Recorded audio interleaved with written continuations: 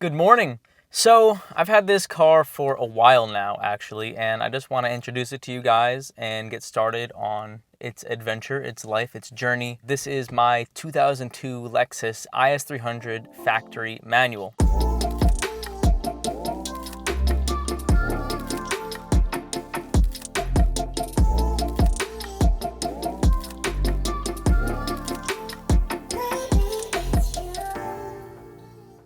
So my intentions with this car is to make it kind of like the ultimate daily drift car. I know that is like everybody's goal, but I want to make this as practical as I can while still also being able to take it out on the weekends and shred at the track. It's not my main daily driver. I do have the van that is like my reliable mode of transportation, so this can be down for some time when need be, but it is a really comfortable, nice drive right now as it is.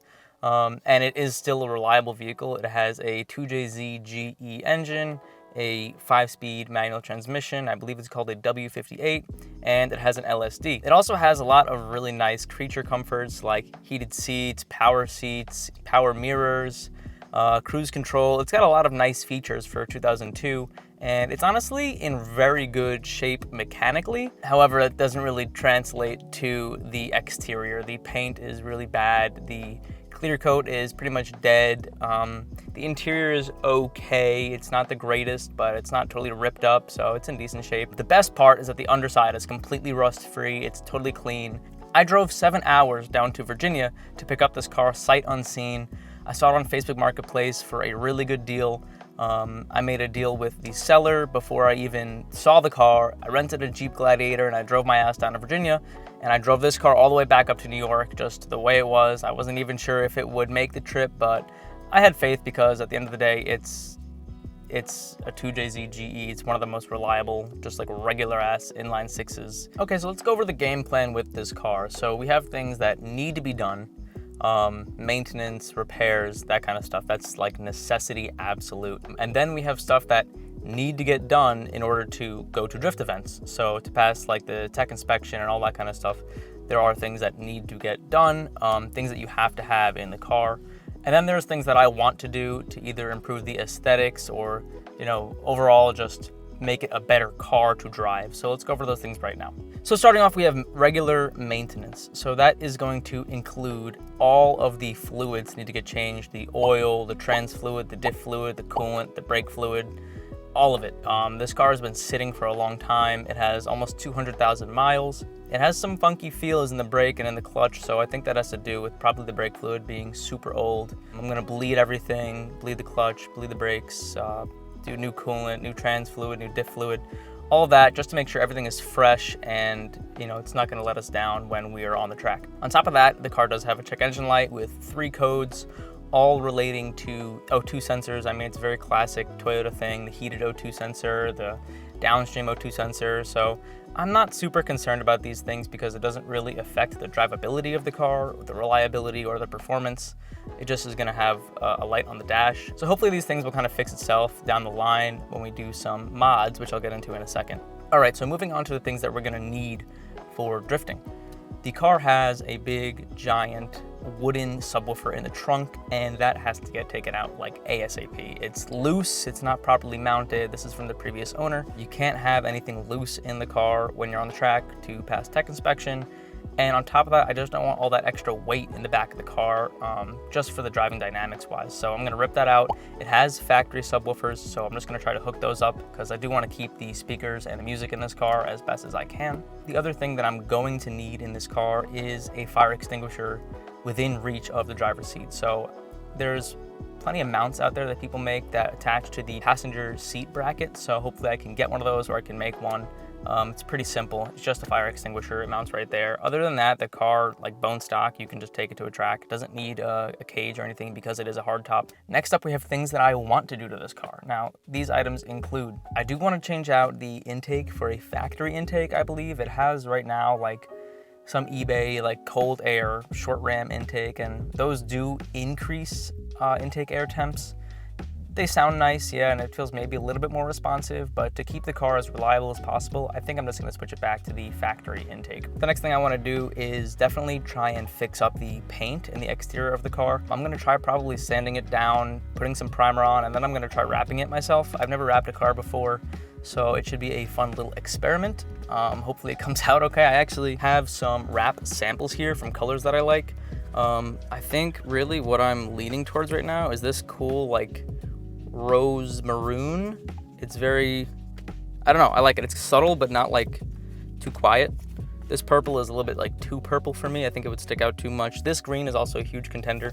Huge fan of green cars. I don't know if we're getting optimal sun, but it's very subtle green. It's like very dark in the shade and very bright in the sun. Always wanted a blue car, so we have a blue in here. And then we have just some neutrals, basically like a brownish, and then like some like brown grays. So after I fix up the body a little bit, I think we're gonna start working on some drift mods. So that's like some light angle mods. I don't know what they do on these cars yet. I don't know what like the popular angle mods are, but I know there's like extended lower ball joints or lower control arms or upper control arms, that kind of stuff. So gonna do our research a little bit on that and see, you know, what is best to start with, what you really need for the next level after stock, because we're gonna take this to a drift event completely 100% bone stock, zero mods, see how it does. I do want to eventually fix the dashboard. When I say fix the dashboard, it's a very common problem on IS300s to have what's called a sticky dash. In the early years of the IS300, there is some material that Lexus used on the dashboards that over time with the sun, they got like sticky. Let me show you what I mean. So this portion of my dashboard, I don't know if you probably can't hear. You can literally see it's sticky. Like pretty much the whole dashboard besides this top part, all of this is sticky. So what I wanna do is either wrap it, which may be the easier option because it doesn't involve removing the dashboard, or I guess buy another sticky dashboard and flock it and then swap it in just to make it a little bit nicer. That's really it. It's nothing crucial. It's just something that I want to do. Yeah, that's pretty much all of the plans with this car. Just make it a really fun first drift car. I've never been to a drift event. I've owned a bunch of rear-wheel drive cars, and I've done my fair share of, you know, donuts and figure eights in second gear, like whatevers, but never on an official drift track with an actual course that I can, you know, with a line that I'm supposed to follow. So it's definitely gonna be a bit of a learning curve, and I wanna go into it as humble as I can. I have a lot to learn, and I'm willing to take any advice that people have to offer. So I guess with all that being said, let me show you around the car a little bit so we can get an idea of what I'm working with. Right now, I've got 192,139 miles. The rest of the car though is in okay shape. I definitely need a new floor mat over here because the one that came in this car was pretty junk when I got it, had a huge hole in it. The seats, I could do some extracting because they do have some stains in them. That shouldn't be too bad. I have an extractor at home, so I'm gonna try and extract those. But overall, it's super clean.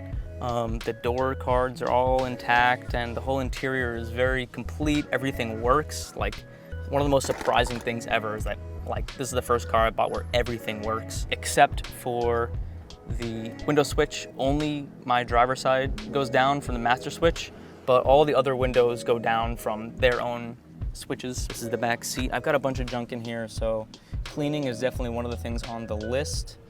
Got some sand. Could use a good little interior detail. But overall, everything's in good shape back here. Let's check out that subwoofer. So this is the giant obtrusive subwoofer that I was talking about. It's supposed to be all the way in the front, but as soon as I start driving, it just moves its way to over here. So it's kind of all over the place. Like, there's bags everywhere. The amp, or whatever the fuck this thing is just flopping all around in the back, and it's terrible. It's very heavy. And it's just not good for the driving dynamics. So that is definitely one of the first things coming out of this car, if not the first thing coming out of the car. And going over again, the body, you know, it's a decent, like, it's a decent 10-footer, depending what angle you're at. If you're coming from the back, like, yeah, the car looks fine, right? Like, looks sweet, right? Totally sweet. Even on this side, looks pretty decent. This side is its best side for sure. But then we start moving to the front, and the hood has lots of like rust pitting and all that kind of stuff. I've talked about it in other videos before very briefly, but since all the clear coat is pretty much gone, it's starting to get these rust spots all over the hood, and they're not deep, they're not gouged, nothing's dented. It just has some damage on the clear coat and the paint. So I think with some like pretty simple like DIY body work, the door is pretty bad as well. I think he like maybe have tried sanding this down, but the clear coat is still just right off. So I don't think it'll be that bad. We'll sand it down, fill it, and then put a little bit of primer. I think it'll be okay. It's very, very savable in my opinion, but overall the car is very straight, no dents, no damage, no accidents. Let me show you the engine real quick. So here is that 2JZGE. This is the intake I was talking about. That's like really junky. I just want to put an OEM intake on there. Yeah, I think the valve cover gaskets are leaking a decent bit, so we'll fix that. I'm going to throw some headers on there maybe in the future. And I think throwing the headers on with some like O2 spacers will get rid of that check engine light, hopefully. It's already got an upgraded Mishimoto radiator, so that's good. Other than that, it is bone stock. So we're working with a good base here. So yeah, this is the drift build, guys. This is it. This is episode 1. Taillights get replaced for sure. Got some weirdness going on in there. I don't know if I'm gonna do like the same taillights like it has right now, or if I'm gonna do like the 50/50s or what. I gotta decide. Yeah, so I guess that's really it for the drift project, the IS300 drift project. Let me know what you guys think. Any advice you have for me if you're a IS300 guy, a drift guy, anything like that. I'll take any advice I can get. I don't really know what to expect just jumping into it. I've done autocross and track for the last like 9 years, so it's a complete switch up of a motorsport for me.